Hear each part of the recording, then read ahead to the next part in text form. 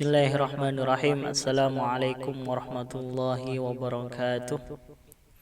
Alhamdulillahirabbil alamin. Hamdan laka ya Allah, salatan wa salaman alaika ya Rasulullah. Amma ba'du. Yang terhormat dosen pengampu mata kuliah Pendidikan Islam Nusantara, Bapak Fikri Farikhin MPDI, yang sangat saya ta'zimi dan yang sangat saya taati. Dan tak lupa teman-teman sekalian semester 3 PAIC yang sangat saya banggakan dan yang sangat saya cintai. Dan saya akan mempresentasikan makul Pendidikan Islam Nusantara yang berjudul Pendidikan Islam pada masa Rasulullah SAW. Saya di sini sebagai kelompok pertama yang mana mempunyai 3 anggota. Yang pertama Sofyan Sauri, saya sendiri, dan yang kedua Muhammad Fikri, dan yang ketiga Babur Rahman.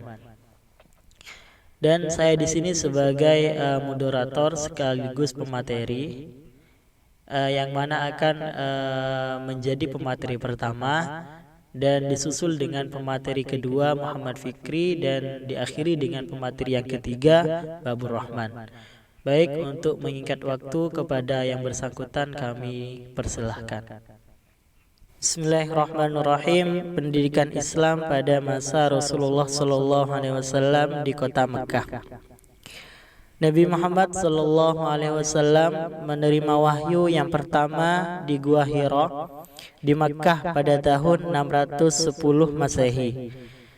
Dalam wahyu itu termaktub ayat Al-Quran yang artinya, "Bacalah ya Muhammad dengan nama Tuhanmu yang telah menjadikan alam semesta. Dia menjadikan manusia dari segumpal darah. Bacalah, dan Tuhanmu Maha Pemurah yang mengajarkan dengan pena, mengajarkan kepada manusia apa yang belum diketahuinya." Kemudian disusul oleh wahyu yang kedua termaktub ayat Al-Quran yang artinya, "Hai orang-orang yang berkemul atau orang yang berselimut, bangunlah, lalu berilah peringatan, dan Tuhanmu agungkanlah, dan pakaianmu bersihkanlah, dan perbuatan dosa tinggalkanlah. Dan janganlah kamu memberi dengan maksud memperoleh balasan yang lebih banyak, dan untuk memenuhi perintah Tuhanmu bersabarlah." Dengan turunnya wahyu itu, Nabi Muhammad SAW telah diberi tugas oleh Allah supaya bangun, melemparkan kain selimut, dan menyingsingkan lengan baju untuk memberi peringatan dan pengajaran kepada seluruh umat manusia. Sebagai tugas suci, tugas mendidik dan mengajarkan Islam. Kemudian kedua wahyu itu diikuti oleh wahyu-wahyu yang lain. Semuanya itu disampaikan dan diajarkan oleh Nabi, mula-mula kepada karib kerabatnya dan teman sewajarnya dengan sembunyi-sembunyi. Setelah banyak orang memeluk Islam, lalu Nabi menyediakan rumah Al-Arqam bin Abil Arqam untuk tempat pertemuan sahabat-sahabat dan pengikut-pengikutnya. Di tempat itulah pendidikan Islam pertama dalam sejarah pendidikan Islam. Di sanalah Nabi mengajarkan dasar-dasar dan pokok-pokok agama Islam kepada sahabat-sahabatnya, dan membaca wahyu-wahyu atau ayat-ayat Al-Quran kepada para pengikutnya. Serta Nabi menerima tamu dan orang-orang yang hendak memeluk agama Islam atau menanyakan hal-hal yang berhubungan dengan agama Islam. Bahkan di sanalah Nabi beribadah salat bersama sahabat-sahabatnya. Lalu turunlah wahyu untuk menyuruh kepada Nabi supaya menyiarkan agama Islam kepada seluruh penduduk Jazirah Arab. Dengan terang-terangan Nabi melaksanakan tugas itu dan dengan sebaik-baiknya. Banyak tantangan dan penderitaan yang diterima Nabi dan sahabat-sahabatnya. Nabi tetap melakukan penyiaran Islam dan mendidik sahabat-sahabatnya dengan pendidikan Islam. Dalam masa pembinaan pendidikan agama Islam di Mekah, Nabi Muhammad juga mengajarkan Al-Quran karena Al-Quran merupakan intisari dan sumber pokok ajaran Islam. Di samping itu, Nabi Muhammad SAW mengajarkan tauhid kepada umatnya.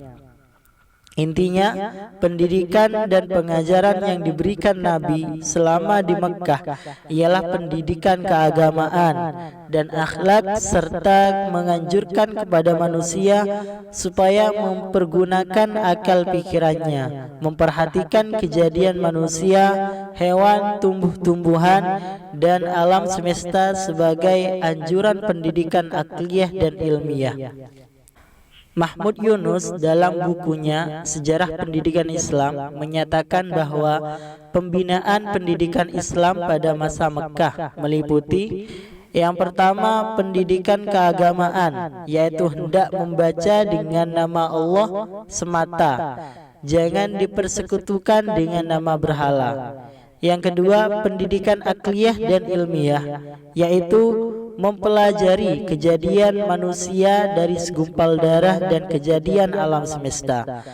Yang ketiga, pendidikan akhlak dan budi pekerti, yaitu Nabi Muhammad SAW mengajarkan kepada sahabatnya agar berakhlak baik serta dengan ajaran tauhid. Dan yang terakhir, pendidikan jasmani atau kesehatan, yaitu mementingkan kebersihan pakaian, badan, dan tempat kediaman. Dan yang selanjutnya, pendidikan Islam pada masa Rasulullah di Madinah. Pada periode Madinah, Islam merupakan kekuatan politik. Ajaran Islam yang berkenaan dengan kehidupan masyarakat banyak turun di Madinah. Nabi Muhammad juga mempunyai kedudukan bukan saja sebagai kepala agama, tetapi juga sebagai kepala negara.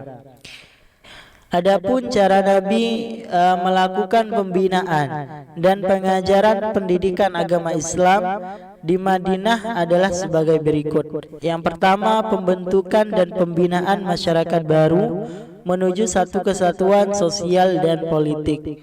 Yang kedua, pendidikan sosial, politik, dan kewarganegaraan. Dan yang terakhir, pendidikan anak dalam Islam. Baik, mungkin itu yang dapat saya sampaikan. Kurang lebihnya mohon maaf dan mohon untuk dimaklumi. Cukup sekian dari kami. Assalamualaikum warahmatullahi wabarakatuh. Dan dilanjutkan dengan pemateri yang kedua, akan kami sertakan linknya di deskripsi. Sekian dan terima kasih.